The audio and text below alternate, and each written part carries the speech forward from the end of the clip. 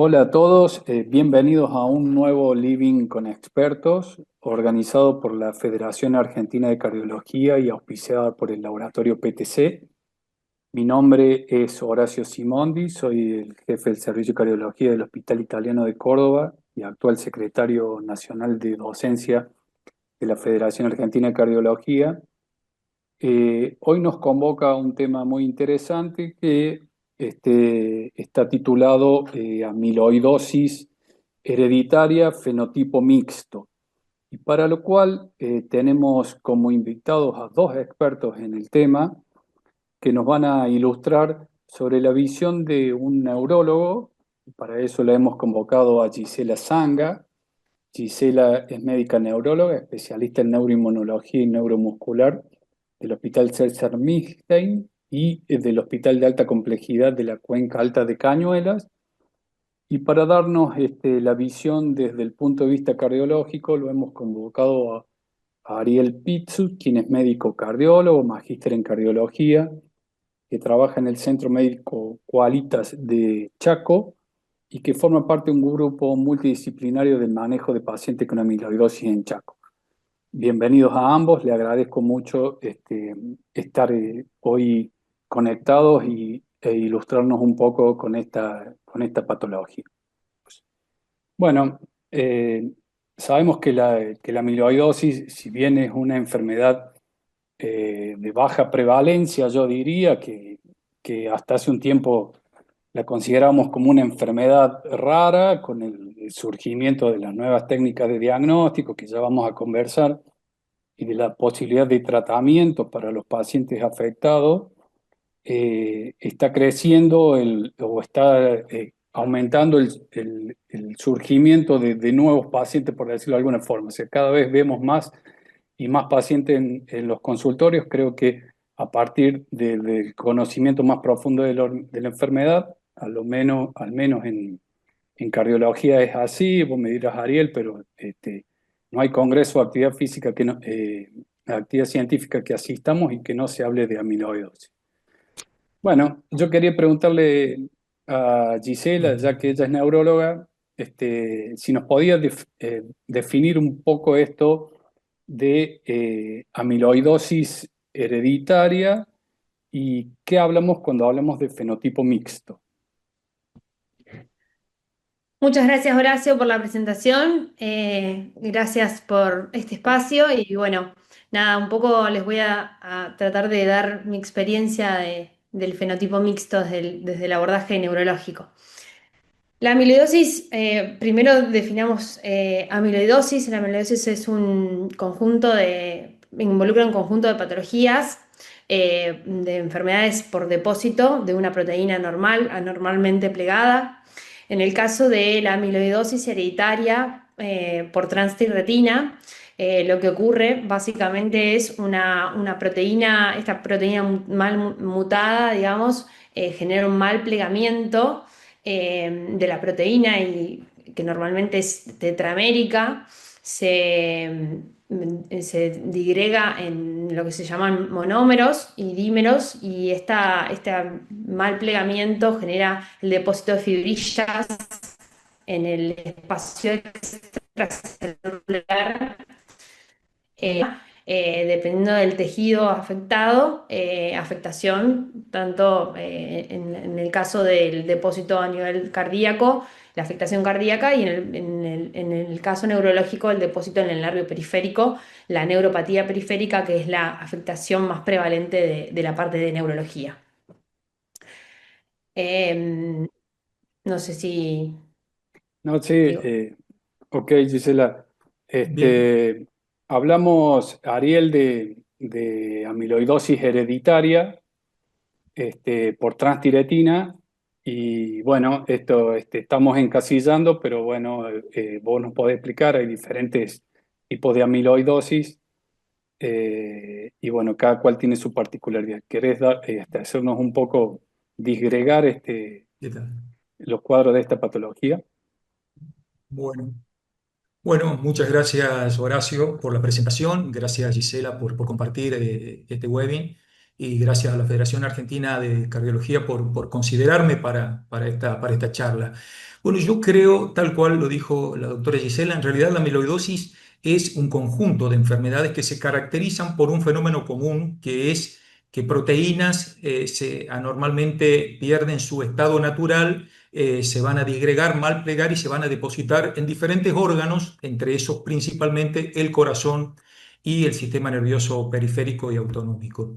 Yo creo que si bien esta charla está centrada en hablar de amiloidosis hereditaria, que es un tipo sumamente importante de amiloidosis, y que nos congrega básicamente a la mayoría de las especialidades, como cardiólogo no debemos desconocer algunas características importantes. Por ejemplo, debemos saber que son alrededor de 30 las proteínas que pueden derivar en amiloide, y de estas 30, aproximadamente 9 de ellas pueden afectar el corazón. De esas 9, básicamente el 98% se resume a dos, que son sumamente importantes. El 98% se debe a dos tipos de amiloidosis que afectan el corazón. Uno es la amiloidosis primaria, en donde existe una proliferación de células plasmáticas que llevan a una gran producción de cadenas ligeras de anticuerpos en la médula ósea, y estas cadenas ligeras van a depositarse en diferentes órganos, en el corazón, el sistema nervioso periférico, en el riñón, en varios órganos, y van a producir un daño muy agresivo, muy severo, de muy mal pronóstico a corto plazo. Este lo es el mieloma múltiple. ¿Y por qué los cardiólogos debemos saberlo, conocerlo? Y debemos conocerlo básicamente porque el pronóstico en términos de mortalidad a muy corto plazo no supera los 6 meses sin tratamiento. Entonces es importante que lo detectemos rápidamente, que hagamos el diagnóstico diferencial con los otros tipos de amiloidosis y rápidamente los derivemos para el equipo de hematología para tratamiento, porque habitualmente el tratamiento es totalmente diferente. Antes se creía que este era el tipo de amiloidosis más frecuente. Hoy día se sabe que no es el tipo más frecuente, sino que el tipo más frecuente es la amiloidosis derivada de la transtiretina, tal cual lo explicó la doctora Sanga. La transtiretina es una proteína homotetramérica que se sintetiza principalmente en el hígado, pero se puede formar en otros órganos como los plexos coroideos, el epitelio pigmentario de la retina, que tiene como función transportar la tirosina y la proteína transportadora de retinol, y que por efectos de la edad, del envejecimiento, del estrés oxidativo, de la proteólisis, entre otros factores, o por mutaciones genéticas, puede tornarse inestable, disgregarse en dímeros monómeros, formar oligómeros que tienen un efecto tóxico, mal plegarse y formar oligómeros, perdón, y estos oligómeros tener un efecto citotóxico y finalmente organizarse como fibras amiloides que van a depositarse en diferentes órganos. Entonces, el otro tipo de amiloidosis cardíaca es esta, la de la amiloidosis por transtiratina, que tiene dos formas. La conocida como wild type o salvaje, que es la antiguamente denominada senil, que afecta principalmente a varones mayores de 60 años y que puede estar precedida entre 10 a 15 años antes por afectación del tejido osteomuscular, como lo es síndrome del túnel carpeano, estenosis del canal espinal, ruptura del tendón del bíceps, reemplazos de cadera, cirugías. Y la forma variante, esta forma variante realmente es la hereditaria o la mutada, en donde existe una mutación en el gen que codifica la síntesis de la transtiretina que se halla en el brazo corto del cromosoma 18, y que va a hacer que esta transtiretina tenga una conformación que la torne a la inestabilidad y que lleve a la formación de las fibrillas amiloides. Este tipo de amiloidosis, en realidad no hay prevalencia en el sexo, se puede desarrollar según la localización, según el tipo de mutación, puede desarrollarse a partir de la segunda o tercera década o en edades más avanzadas. Ya hablaremos, ya se desplazará la doctora Gisela seguramente sobre esto. Esta amiloidosis mutada es la que nos convoca hoy, digamos, y suele afectar el sistema nervioso periférico, el sistema autonómico, el corazón y otros órganos como la vista, el sistema digestivo, renal, etcétera. De ahí que hablamos de fenotipo mixto, ¿no es cierto? O sea, Bueno, se expresa con compromiso de diferentes órganos o sistemas, ¿no es cierto? Por eso, por eso la denominación. Quería preguntarte, Gisela, cuando vos tenés un paciente, sabemos que la afectación principal de la amiloidosis es la polineuropatía desde el punto de vista neurológico. Cuando vos tenés un paciente con polineuropatía, que es una entidad clínica, entiendo, altamente prevalente, ¿cuáles pueden ser los síntomas o algún signo que te diga o te haga sospechar, pucha, este paciente puede tener una amiloidosis? ¿Hay algún signo clínico del punto de vista neurológico que uno lo oriente rápidamente para ir encarando el diagnóstico hacia esta enfermedad? Excelente pregunta, Horacio. Sí, por supuesto que cuando uno sospecha de amiloidosis desde el punto de vista de la neuropatía amiloidótica familiar, hay síntomas que se repiten a lo largo de ver varios pacientes y siempre hay un patrón similar. En general, los pacientes comienzan con una neuropatía que denominamos neuropatía de fibras finas. ¿Sí? La neuropatía de fibras finas se caracteriza por presencia de dolor neuropático, alodinia, que es sensación de dolor en un sitio donde no debería haberlo, ¿sí? Y se suma a eso el compromiso autonómico. El compromiso autonómico en general, desde el punto de vista de la parte neurológica, son síntomas que si uno no los interroga y no los busca exhaustivamente, probablemente pasan desapercibidos en la consulta médica. Por lo cual es algo que uno tiene que estar atento a interrogarlo dirigidamente al paciente porque los síntomas autonómicos más comunes en estos pacientes son la presencia de diarrea, la presencia de alternada con constipación, la hipotensión ortostática o la sensación esta de que el paciente manifiesta de mareos cuando cambia de posición, los trastornos de disfunción sexual, que en general es un síntoma que a veces no abordamos comúnmente los médicos en el consultorio de rutina. Son síntomas autonómicos que suelen aparecer y que si uno no los busca probablemente pasan desapercibidos. Esos son los primeros, los, los síntomas más iniciales. Posteriormente comienza a referir pérdida de la sensibilidad en extremidades, tanto en piernas inicialmente y después compromete en los pies primero y después las manos. Y posteriormente aparecen los síntomas motores, que son básicamente la debilidad y la dificultad para deambular. Eso es en cuanto a lo que es en términos de neuropatía periférica.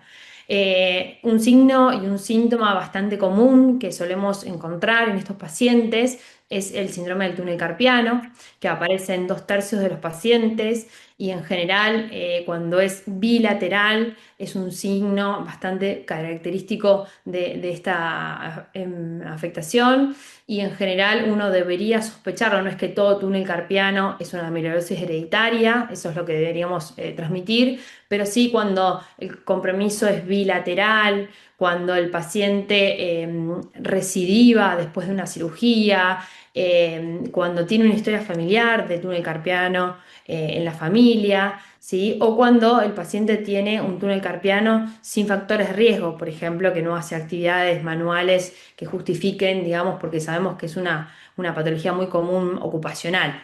Del trabajo manual. Ese signo es bastante característico también. Después hay hallazgos un poco menos frecuentes, también el depósito de amiloide, aparte de depositarse en el nervio mediano, también se puede depositar en el, en el canal medular, ¿sí? Sobre todo a nivel de lo que se llama el canal estrecho lumbar, ¿sí? Que a veces denominamos la estenosis del canal, que es también por depósito de amiloide a ese nivel, que también está descrito, aunque es mucho menos frecuente. Y por último, en los últimos años se ha empezado a hablar un montón del compromiso del leptomeningio, de la amiloidosis, que si bien nosotros hasta ahora veníamos hablando mucho de lo que es toda afectación del nervio periférico, también se está empezando a hablar y hay cada vez más reportes de mutaciones asociadas al compromiso del leptomeningio, pacientes que pueden debutar con convulsiones, con hematomas intraparenquimatosos o con signos de hemorragia subaracnoidea asociado a depósito de amiloide a nivel central. Eso básicamente son los síntomas más comunes y los que nos hacen pensar y prendernos la lamparita de que tenemos que descartar una amiloidosis hereditaria. De acuerdo, Ariel, además de lo que nos comentaba Gisela, también cuando uno recibe un paciente desde el punto de vista cardiovascular o en el consultorio de cardiología, hay ciertas cosas que nos hacen pensar que el paciente puede tener, puede ser portador de una miocardiopatía infiltrativa, como es la amiloidosis. ¿Querés decirnos rápidamente un par de datos que te pueden alertar o que te deben hacer abrir los ojos? Bien. Sí, en las amiloidosis hereditarias siempre es un desafío hacer el diagnóstico de cardiopatía amiloidótica porque hay un montón de síntomas.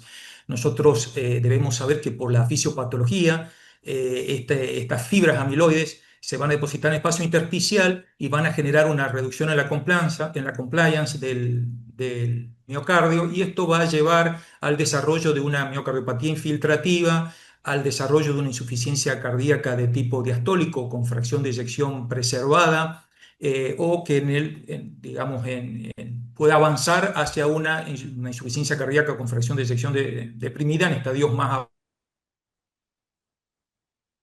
en evidencia que podemos tratar una amiloidosis. Son pacientes mayores, habitualmente de 60 años, que se presentan con insuficiencia cardíaca de tipo diastólica, que pueden también tener arritmias, porque este depósito de fibrillas también afecta al sistema de conducción, o sea que es muy frecuente que podamos ver fibrilación auricular o distintos grados de bloqueo. Estos pacientes pueden presentar marcapasos, pueden presentar episodios sincopales recurrentes. Son pacientes que, bueno, pueden tener antecedentes de una polineuropatía, tal cual lo explicó la doctora Sanger muy claramente, síntomas disautonómicos como ser la hipotensión ortostática. Debemos prestar atención a ese paciente, sobre todo, que no solo al examen presenta el cuadro de hipotensión ortostática, sino que además venía recibiendo drogas antihipertensivas y que ahora actualmente no lo tolera, que tiende a la hipotensión.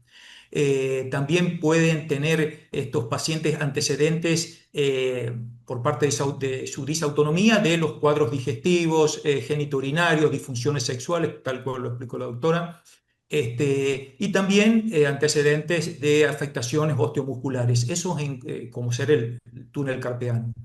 Eso en cuanto a los signos clínicos. También después vamos a tener los estudios que vamos a realizar en consultorio, también vamos a tener signos que nos van a hacer al menos sospechar que se puede tratar de una amiloidosis. Y entre esos, lo primero que vamos a ver es el electrocardiograma. En el electrocardiograma existen algunos signos que nos pueden hacer poner en sospecha: los complejos de bajo voltajes, los patrones de pseudoinfarto, la aparición de una fibrilación auricular o de distintos grados de bloqueo, pero sobre todo también la discordancia que hay entre la ausencia de un patrón de hipertrofia en el electrocardiograma, que sí lo vamos a encontrar en el ecocardiograma. Y ahí, en cuanto al ecocardiograma, en el ecocardiograma vamos a ver generalmente esa hipertrofia que se suele ser mayor a 12 milímetros. Puede haber un fenotipo de tipo restrictivo, o sea, una hipertrofia concéntrica del ventrículo izquierdo con ventrículos chicos y aurículas grandes. Pueden haber engrosamiento de los tabiques interauriculares, pueden haber un puntillado en el septum, engrosamiento de la pared libre del ventrículo derecho, presencia de derrames pericárdicos. Y también podemos ver en el estudio del strain longitudinal una caída del strain longitudinal con una disminución de las deformaciones, de la velocidad de deformación a nivel de los segmentos basales y medio, con preservación apical. Esto es lo que se conoce como sparring apical o signo de la bandera de Japón, que está muy difundida y es bastante patognomónica en la amiloidosis. También podemos encontrar en otros estudios, como en la resonancia, que sabemos que es sumamente útil, no imprescindible ni suficiente, pero es muy útil porque nos permite ver la masa ventricular, pero también nos permite hacer caracterización tisular, o sea, podemos lograr diferenciar la amiloidosis de otras fenocopias o fenotipos que cursan con hipertrofia, como ser las enfermedades infiltrativas, el Fabry, la sarcoidosis, las miocardiopatías hipertróficas o las hipertrofias secundarias a hipertensión o a estenosis aórtica, etc. También podemos ver en el estudio del T1 mapping el aumento del T1 nativo. Podemos ver una alteración en la cinética del gadolinio en los estudios con realce. En el realce tardío podemos ver una distribución subendocárdica difusa o transmural, y también podemos ver en la resonancia un aumento del volumen extracelular.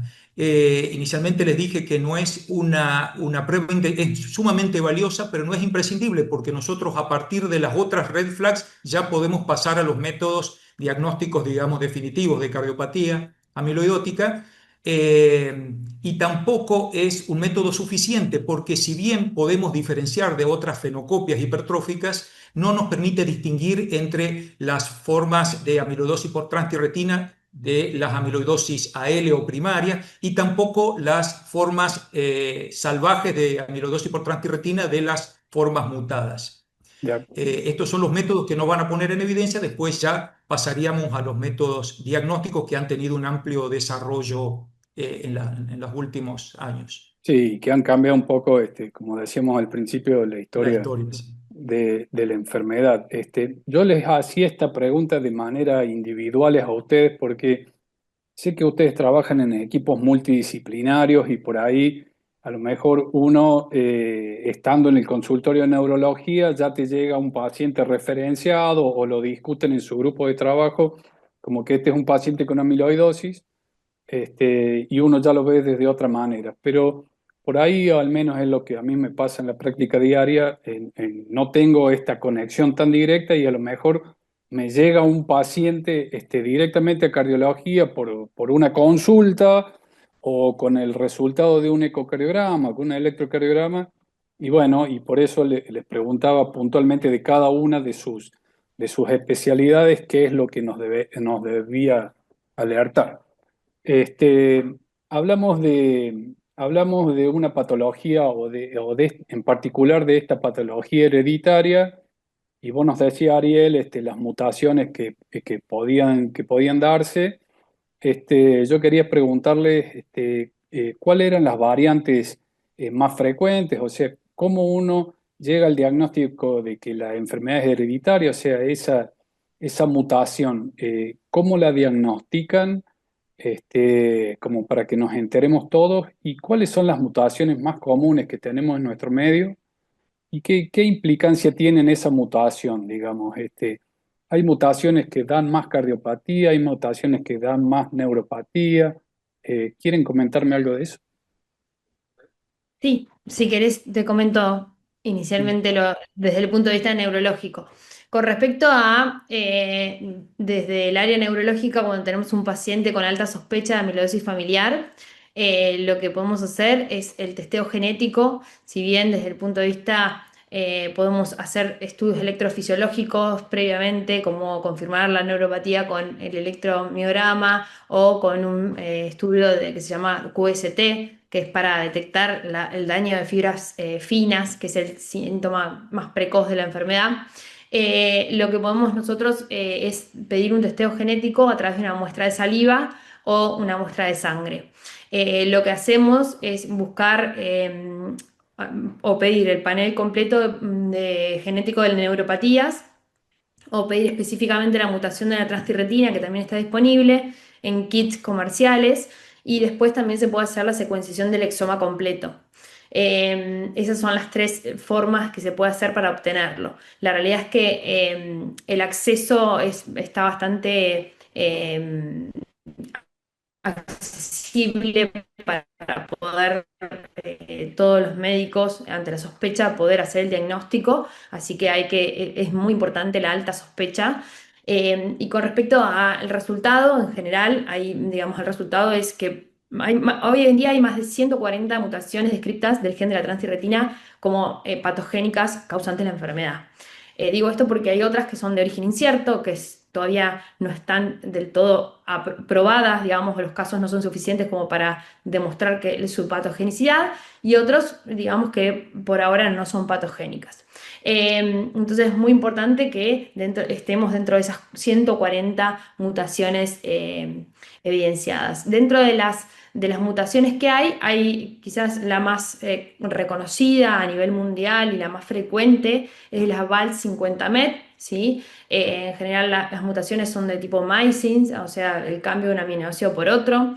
Y en ese caso, esta enfermedad es una enfermedad autosómica dominante, por lo cual se, digamos, pasa de generación a generación. Sabemos que según, digamos, la herencia mendeliana, el 50% de los hijos van a estar afectados y el 50% sanos. Generalmente las mutaciones, los alelos son heterocigotas, pero bueno, hay algunos menos casos que han sido reportados incluso como homocigotas. Con respecto a la mutación, como les decía anteriormente, más frecuente es la VAL50. Antiguamente la nomenclatura antigua la van a encontrar como VAL30-MET.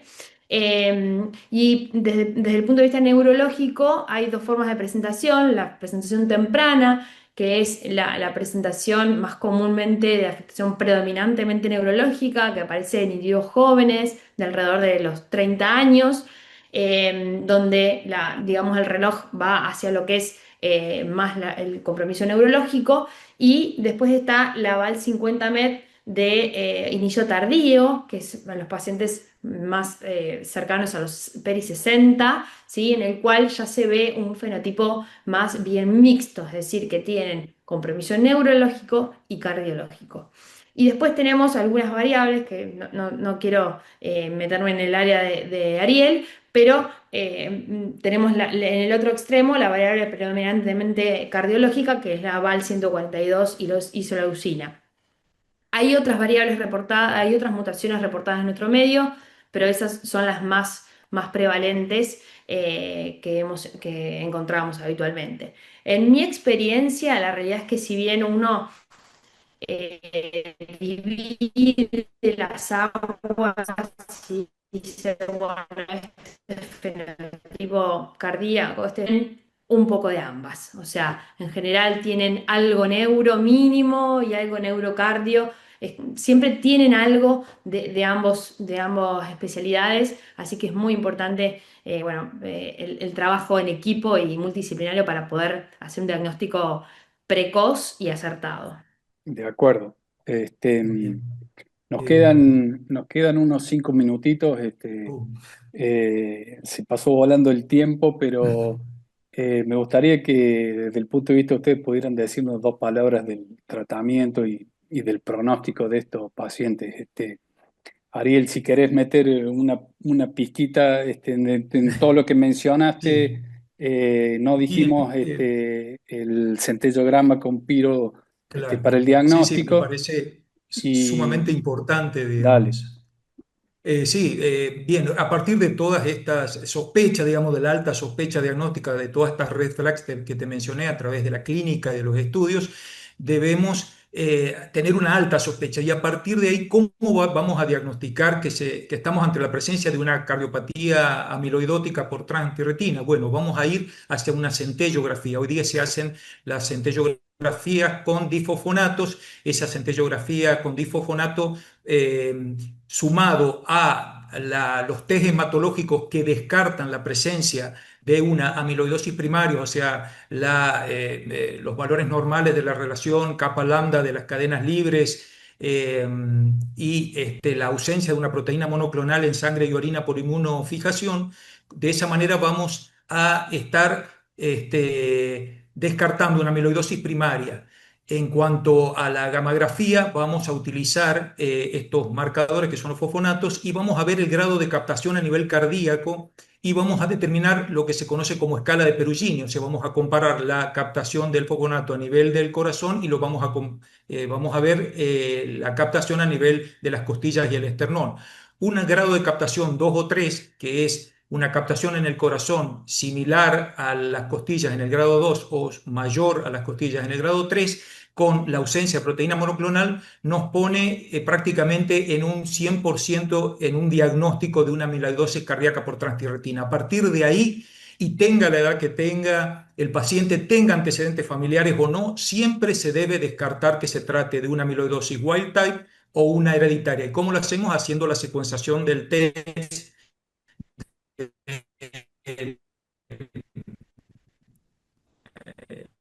la secuenciación para eso de esa manera llegamos al diagnóstico final. Este, En cuanto al tratamiento, bueno, claramente vamos a tener dos cosas en cuanto al tratamiento, que es el tratamiento de la enfermedad de base, dirigida a la enfermedad de base, en la cual existen varios grupos de medicamentos. Existen los medicamentos que son silenciadores, o sea que lo que evitan es la producción a nivel hepática de la transtirretina. Dentro de esos existen dos grupos, que son los ARN de interferencia o los oligonucleóticos antisentido. Los ARN de interferencia son el patisiran y el butiricirán, y los oligonucleóticos el inotersen y el eplontersen. Este, También los silenciadores, que son moléculas que se unen a la transtirretina y las estabilizan y evitan que esta transtirretina se vaya a desdoblar y formar fibrillas amiloides. Y entre esos tenemos el tafamidis, el acoramidis y el diflunisal. Y también tenemos otros productos que no están totalmente demostrados, como ser el ácido tauro desoxicólico y la doxiciclina, que podrían ayudar a remover los depósitos, pero no están realmente probados eso.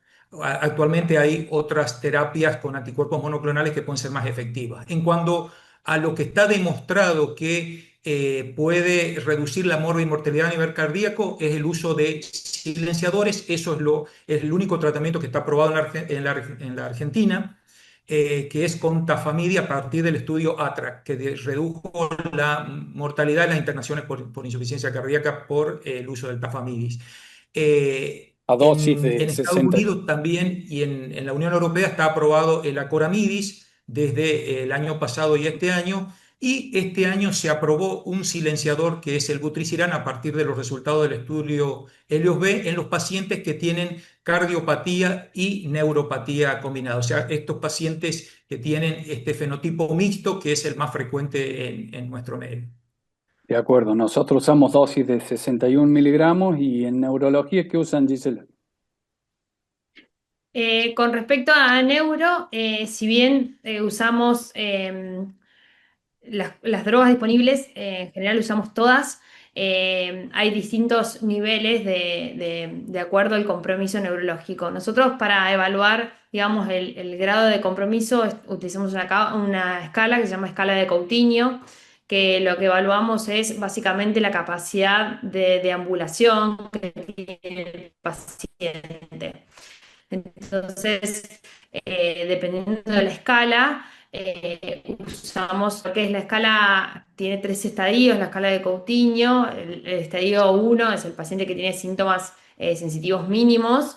El estadio 2 es el paciente que ya tiene síntomas motores y compromiso de la deambulación. Y el paciente en el estadio 3 es el paciente que tiene ya afectada y limitada su capacidad de deambulación, o sea, que está confinado en una silla de ruedas o una cama, postrado en cama. Entonces, en ese caso, ya el estadio 3 no tiene una indicación clara de tratamiento. Sí tienen un claro beneficio los pacientes que están en estadio 1 y 2.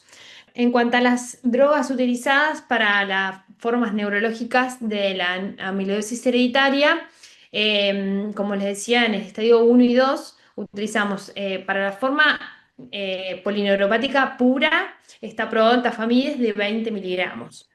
Y para los fenotipos, digamos, mixtos o estadios más avanzados, como puede ser es el estadio 1 o 2, podemos utilizar patisiran, butisiran o inotersen, que es lo que tenemos disponible actualmente. Y para las formas, digamos, mixtas, usamos la dosis de tafamidis de 61, igual que la cardiomiopática pura. O sea, cuando tenemos un paciente con miocardiopatía amiloidótica y que además tiene compromiso neurológico, vamos a las dosis que habitualmente se usan en cardiología, ¿no? Es así, ¿no? Exacto. Bueno, este, y, ¿y qué me pueden decir con este advenimiento de los nuevos tratamientos? Ariel mencionó el estudio ATRAC que demostró mejoría de sobrevida en los pacientes con amiloidosis cardíaca. ¿Qué me pueden decir de cuál es el futuro que le espera a un paciente en el cual nosotros hacemos el diagnóstico de amiloidosis con fenotipo mixto? Por supuesto que habrá variaciones individuales, pero en general, ¿qué podemos decir? ¿Cuáles son las expectativas para un paciente con esta patología? Desde el punto de vista Bien. neurológico, si quieren. El pronóstico es muy variable dependiendo del genotipo y el fenotipo clínico, por supuesto. En la parte de la polineuropatía amiloidótica,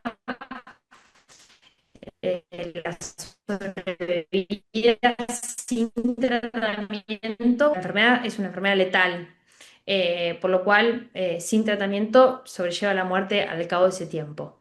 Y la expectativa con las nuevas terapias creo que son bastante prometedoras porque son modificadoras de enfermedad. Por lo cual, creo que la clave ahí es el diagnóstico temprano, la intervención terapéutica temprana y adecuada para poder, digamos, pesquisar sobre todo a los portadores que son los portadores asintomáticos o aparentemente asintomáticos, que son los familiares directos, que es lo que tenemos que tratar de enfocarnos para tratar de evitar, digamos, un buen consejo genético fundamentalmente y una intervención oportuna y temprana para justamente no encontrar al paciente en un estadio ya tardío. Ok, Muy y bien. Ariel, ¿qué me puedes decir de un paciente Y cardiológico? bueno, desde lo cardiológico, bueno, debemos saber que el Tafamidis, bueno, está indicado para las clases funcionales 1 a 3. La clase funcional 4 ya no tiene indicaciones de los estabilizadores. Yo creo que las expectativas son buenas, son muy buenas. El problema en el que nos enfrentamos siempre va a ser el costo de la medicación, la cual es una gran limitante. Eh, Todavía no sabemos cómo, digamos, debemos pasar de uno a otro, debemos ceder un silenciador o debemos ceder un estabilizador para pasar a un silenciador. Todo eso por una cuestión de costos, por una situación que las obras sociales no la cubren. Entonces, eso es una gran limitante. Ahora, existen terapias muy actuales, como ser la edición genética, que puede llegar a ser muy prometedora porque puede llegar a bloquear la síntesis de la transtierretina, pero todavía está en una etapa de desarrollo en los primeros estudios de muy pocos pacientes, hay poca evidencia todavía. Pero bueno, claramente, como dijo Gisela, el pronóstico de estos pacientes, tenemos que saber que es una enfermedad discapacitante y mortal, la amiloidosis, y que mayormente los pacientes que tienen compromiso cardiológico tienen un peor pronóstico. Los pacientes en los cuales se ve afectados, que han desarrollado una cardiopatía amiloidótica, sin tratamiento, la mortalidad no supera, no llega la sobrevida, perdón, no llega a ser más de 5 años. Entonces, muy importante que la detectamos a tiempo y que iniciemos un tratamiento oportuno. Sabemos que cuando más precoz sea el tratamiento, mejor va a ser la sobrevida de estos pacientes. De acuerdo, bueno, muy bien, muchas gracias. ¿Algún mensaje final que quieran dejar? ¿Alguna reflexión? Un poco para sumar a lo que ya se vino diciendo, me parece que lo que es importantísimo para controlar la evolución de la enfermedad y para pesquisar pacientes en estadio inicial es fundamental armar un equipo multidisciplinario. Uno como especialista no puede solo con una enfermedad que es multisistémica y que afecta a múltiples órganos. Así que creo que lo más relevante es, para controlar esta enfermedad, lo ideal es tener un equipo. Un cardiólogo al lado, el neurólogo, el oftalmólogo, el nefrólogo, el nutricionista, y obviamente todo lo que es la parte de rehabilitación y contención de estos pacientes que a veces incluso el genetista también eso es un punto muy importante porque cuando uno le dice el diagnóstico a los hijos, te dice, pero bueno, yo tengo un bebé o tengo un hijo chiquito, entonces es muy importante, digamos, el consejo genético para ver si esto, digamos, podemos tratar de hacer un correcto consejo genético y con las terapias génicas que hay y demás, poder reducir los casos a futuro también, ¿no? Pero bueno, yo creo que lo más importante es eso, el trabajo en equipo y el diagnóstico oportuno. De acuerdo. Doctora Ariel, Sandra, y además digo que hoy día debemos sospechar esta enfermedad tenemos que saber que es una enfermedad más prevalente de lo que pensamos, que debemos conocer cuáles son las alertas, las señales de alarma que nos ponen evidencia de que debemos al menos sospechar o hacer los estudios para hacer un diagnóstico oportuno y precoz. También tenemos que saber que ya no es siempre necesaria una biopsia, sino que estos métodos no invasivos están disponibles y no son de tan alto costo, y que hay terapias que son sumamente efectivas en la actualidad, así que puede ser una enfermedad que puede tener un curso en términos de morbi-mortalidad mucho mejores que lo que se pensaba anteriormente. Adhiero en que el manejo de estos pacientes siempre debe ser en forma multidisciplinaria por la dificultad del manejo de los síntomas tan complejos.